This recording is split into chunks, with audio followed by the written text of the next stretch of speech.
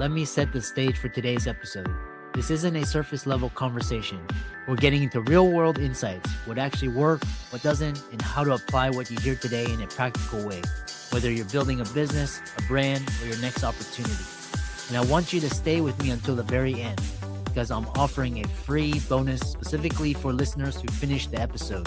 Something that can help you skip the line and move faster if being on this show is something you've been thinking about. All right, let's get into today's conversation. Hey guys, welcome to another episode of the Financial Freedom Podcast. For those that are aspiring or published authors, I have Sarah Bean. She's a book marketing expert. She's going to talk about launching, writing, and publishing books. I'm really happy to have her on to discuss those questions. Sarah, welcome. Thank you. Great to be here. My name's Sarah Bean. I am the marketing manager at Book Launchers. We're a self-publishing book service. We've worked with over 800 authors to get their books into the market, including many you've had on your show. It's great to now be sitting in this seat. Yeah. The number one question is, in this day and age, why should people still be paying attention to books? I think books are one of those mediums that stands the test of time. One of the best ways to share ideas and change opinions is going to be those important books that are bringing something new, insightful, and different to the topic. You could say that there's 1,000,001 financial freedom books out there, but what are the things that make them different?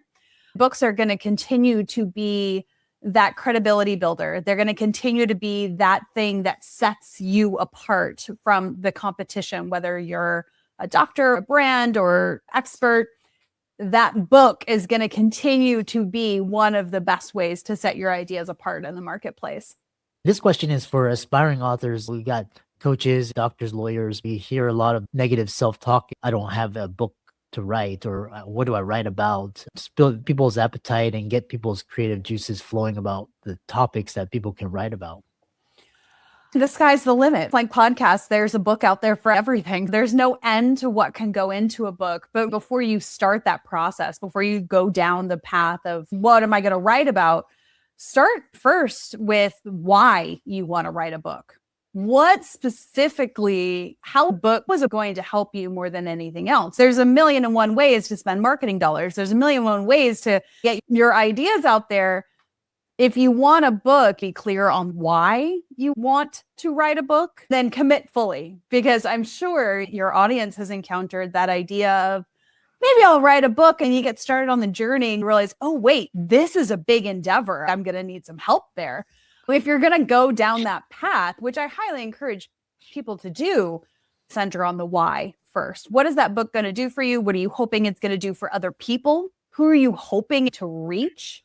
One of the biggest things I see a lot of authors, particularly if they're coaches or entrepreneurs or consultants in some capacity, they want to expand their reach. They want to help more than one person at a time. A book is a great way to get that one-to-many model. Book can be the main marketing aspect. Talk about some of the whys people would want to write a book that would be useful. It's interesting because we're at this really cool tipping point in the publishing industry and branding. It's no longer enough just to have an idea.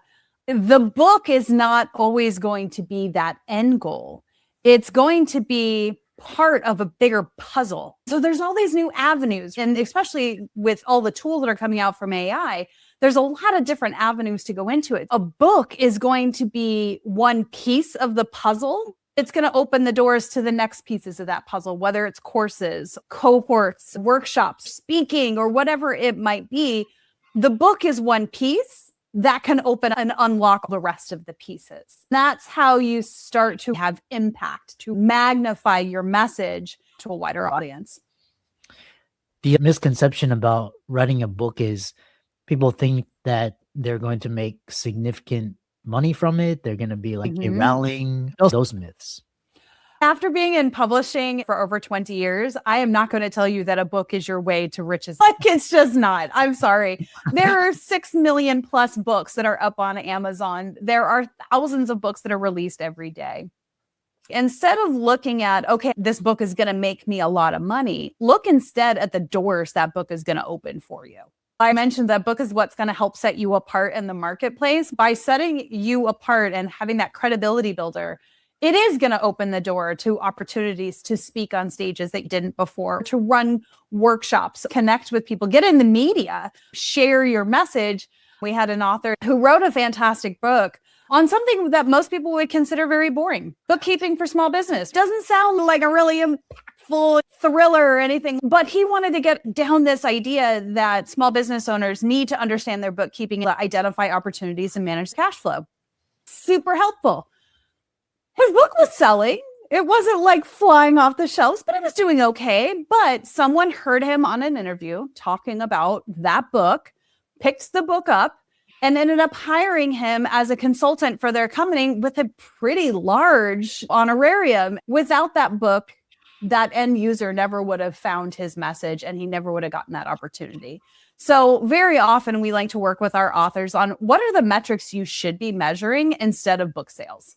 What are the other things you can measure, whether it's incoming invites to speaking, increase in your email subscribers or your social media, maybe it's invitations on podcasts, but whatever those other metrics are that feed into your end why, going back to why you wrote it in the first place, make sure you're measuring the right things. It's not always about sales. Now, sales are important. They're helpful, and it's helpful to know how your book is resonating out there.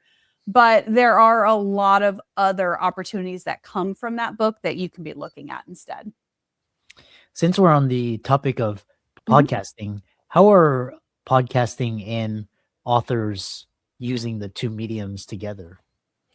They go hand in hand. If you're a podcaster and you are looking to be able to dive a little bit deeper into your topic, a book is a perfect opportunity for that. Podcasts can be those very brief, quick deep dives, whereas a book is going to give you an opportunity to spend time there. In the same regard, you have to look at podcasts, audiobooks, and how people are consuming content now. So a podcaster with a book, if you don't have an audiobook, you're missing out a lot. You're leaving money on the table. If you are an author and considering, okay, I've written a definitive book on this subject, how can I continue to expand that message? A podcast is a perfect way to do it because you get to meet other people, change makers, thought leaders, and experts that are playing in this space. So I think they go hand in hand very well. I hired an editor to release the audio version of my books 5 or 6 years later because more people were listening to audiobooks. Are people ditching traditional publishers and going the route that you help clients with? These days, there's traditional publishing reserved for celebrities. Quick pause here because if this conversation is resonating with you, you'll want to stay until the very end. At the end of this episode, I'm giving listeners who finish priority access and the ability to skip the line if being a guest on this show is something you've been considering right now. No action needed. I'll share exactly how it works at the end of the episode. All right, let's get back to the conversation. Good question. There are so many avenues to publication now. There's the traditional route with big publishers. When I started in the industry, there were 7 to 10 of the major publishers. That's whittled down to what we call the top 5. A lot of traditional publishers are going to have the avenues a lot of people think about when it comes to publishing a book. That's distribution to bookstores, channels into library, access to the publishing specific media. They still have that. But with the advent of self-publishing and how much it has shifted in the last 15 years to real top quality content, what authors are finding is that you don't have to go the traditional route in order to get your message out and sell a book. There's also hybrid publishers, vanity publishers out there. Instead of wondering, if I self-publish, this is the wrong route, go back to why am I writing this book? If you're writing a book for lead generation for your business, you may not need a major publisher behind you. You're going to use that book in different forms. If bookstores and libraries are not part of your marketing plan, then a traditional publisher may not be the best option. If you're in certain genres, if you write in certain areas, maybe a traditional publisher is going to be a better route for you. But there's a whole lot of hoops to jump through. I come from a background in traditional publishing. I worked with a lot of authors who would write on proposal. We would sell those properties to big publishers. So I understand that route as well, how to make that decision always has to go back to, what am I hoping this book is going to do for me? And that's going to help you make the better choice. Traditional publishers have a stake and a say in everything from your title to the design to the content. And self-publishing, you make those decisions. If you work with a company like Book Launchers, you're going to get insight from publishing industry professionals that are going to help you make those decisions. At the end of the day, look at, how much do I want to own? How much creative control am I willing to give up? Do I want to be paid for that creative control, or do I want to be the investor in my content? Those are decisions that go into whether you should go traditional or self-publishing or hybrid. How is AI changing the process of writing, publishing, marketing, selling a book, all the different avenues changing the industry? You are hitting on a hot topic, one that evolves every single day. There are new aspects of this that are coming up every day. What I can share is my personal opinion. This is an opinion that is been formed by working with a lot of authors. There is a big stance within the publishing industry whether or not you should use AI to write a book. Personally, I don't believe you should use AI to write a book. I think AI's place is a tool and a time saver. AI can have incredible impact on things like writing your copy, building out your marketing plan. In fact, Book Launchers is even launched. Author Launch Kit, it's our AI-powered marketing software to help authors with that. But that software is not built to write your book for you or make your brand anything other than you. AI's place is a tool overseen by humans. You can't just generate content and assume you're going to have great success. But AI has incredible ability to perform research, help with copy, and help you with insights and analysis. All of those things that maybe you didn't have the know-how to do ahead of time because you're an author and an expert in your field, not an AI expert. So I think AI can save us time, energy, and hassle, but it cannot replace authentic human voice, ideas, concepts, and perspectives. That's my personal place on it. Now, AI has a lot of great capabilities. I'm excited to see what it can bring. Is AI having the same impact on profit margins for authors, publishers, and the industry? Yes and no. We have an entire history of disruptors that made the markets change. Self-publishing within the traditional publishing model was a major disruptor. Over time, it challenged how traditional models worked. AI is a similar disruptor, but instead of looking at, oh, this is going to steal our profits, we need to be looking at, how do we adapt? How do we shift what we do? If you look at history of any business, there's always a disruptor that's going to come in and challenge how you've always worked. The best, the survivors, the ones that always do best and end up being able to make a profit, are the ones that adapt and figure out how to use it to their advantage.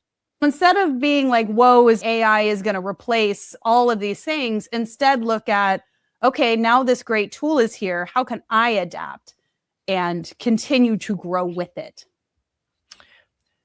How to properly launch a book. When I was starting, I wanted to get a book out there, so I self-published on Amazon. It did okay compared to some of the colleagues that use Book Launchers, or they correctly launched their sales significant. What is the difference between an improper and a book that is properly launched? Oh, that's a great question. I could go about this all day, but I'll try and keep it brief for you. The biggest thing an author needs when launching a book is time. Give yourself time to market the book and put the foundational pieces in place. A common myth is you write the book, get it ready for market, then market it. When marketing should start much, much earlier. It should start as early as I have an idea for a book. That's when your marketing should start. The other thing a lot of authors need to focus on is how the book is part of their bigger brand picture. It's not just about the book. It's how that book feeds into all other aspects of your business. How are you going to use that book? That is going to dictate who you market it to, the channels you use, the strategies you use. Thinking how it fits into the bigger picture. At the end of the day, being vocal about your book, talking about your book, not just putting out social media posts, actively looking at your network and understanding who within your network needs to know that this book is coming out, either because it's going to help them or because they have an avenue to help you. I think there is not enough time and effort put into going, okay, here is my network. I have this great product. Who is it going to help the most? Who do I know within my direct circle? Starting those conversations early is the difference between a quiet launch where your book is launched, it's there, but not really doing anything, and a launch that actually has impact. After all of that, I hate to pop some bubbles here, but the biggest campaign that is going to help your book be discoverable is reviews. Gathering reviews takes good old-fashioned legwork to remind your audience. That's one of the biggest things they can do to support you. There are great companies that help you get reviews on platforms like Amazon and others. I encourage you to do your research, ensure that these companies are gathering these reviews ethically. I would say that act of getting reviews, not only does it teach Amazon how to sell your book, who to sell it to, in the age of LLM models and the recommendations these models are doing for people, those reviews help teach AI who to show your book to. Give yourself time. Look at how the book fits into your bigger picture. Make sure you're vocal about your book. And that campaign for getting reviews you'll do for the lifetime of your book. It never stops. Put time and effort into those things. And how does Book Launchers help authors? Is it a done for you? Is it a guide your hand? Is it software? All of the above. Book Launchers, we're a full service self-publishing team. We work with our authors as early as ideation. We take them through the entire writing process, professional editing, design, distribution, and marketing, where you work with me one-on-one on your plan. We have models where it's done with you. You work with us to get the book done. We hand it over and you've got this top quality product. In addition, I mentioned earlier, we have our author launch kit, our AI powered marketing software. That tool is really for anybody that is like, I know I have a book launch coming up. I don't know what steps I need to take for marketing, but I can't afford to go to a $5,000 a month marketing agency or PR company. What do I do? Author Launch Kit is there to help with that. So it's also there for authors who have already launched and are stagnant in their sales and need more tools to revitalize that book. Author Launch Kit helps for those types of authors. We work with it all. We're 100% adult nonfiction, everything except cookbooks and art books. Our favorite people to work with are coaches, consultants, experts, people that are looking to expand their brand and impact through a book. That's our bread and butter. Really enjoyed this conversation. How can people get in touch with you to learn more? Absolutely. It's been great chatting with you. Thank you so much for the time today. I highly encourage you to check out booklaunchers.com, or if you go to booklaunchers.com/7steps, you're going to get our interactive guide to writing that book. If you send an email, I'm going to get it and I'll respond directly. I highly recommend checking out booklaunchers.com on all channels. If you stayed until the very end, congratulations. You've earned the freebie. As promised, here it is. Email chris@drchrislewmdphd.com. You'll find it in the show notes and simply put podcast freebie. A member of our team will reach out to you about being a guest on the show. If you found value in today's conversation, please take a moment to rate the show 5 stars and follow us on Apple Podcasts and Spotify. It helps more people discover the conversations we're having here. To be a premium guest on the show, book a spot or join our podcast community. You'll find the links in the show notes below. And if you're looking for more personal guidance, you can book one-on-one coaching call with me. Our books, products, and courses are linked in the show notes. Thanks again for listening, and I'll see you in the next episode.